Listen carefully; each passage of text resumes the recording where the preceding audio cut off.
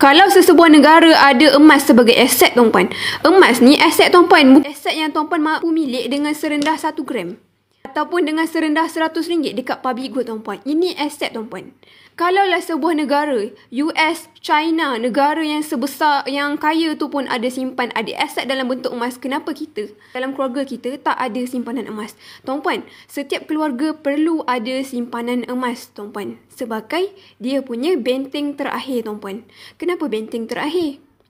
Bila tuan-puan move list, bankrupt, kena blacklist, semua simpanan tuan-puan dalam bentuk tunai, dalam akaun bank, KWSP, ASB, apa lagi, tabung haji, semua tak boleh digunakan tuan-puan. Tak boleh withdraw duit tuan-puan. So macam mana tuan-puan nak survive kalau semua tu kena block tuan-puan? Even sebuah negara yang gah pun ada reserve emas sebagai aset mereka, kita ni tuan-puan lagilah kena ada. Apa-apa yang simpanan bukan dalam bentuk emas ni tuan-puan, semua kena sekat.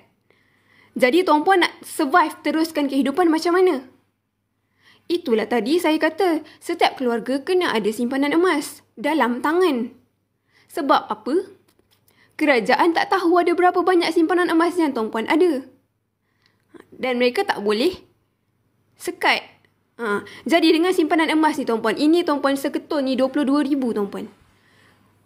Bila tuan-puan ada saving 22,000 dekat tangan ni untuk meneruskan kehidupan kan, sebab duit tak boleh keluar. Tuan-puan bolehlah pergi apa? Pergi jual, pergi pajak. Fikir macam mana nak kembangkan duit 22,000 ni untuk teruskan kehidupan. Buatlah apa-apa bisnes ke apa ke kan. Nampak tak? Emas sebagai benteng terakhir keluarga tuan-puan.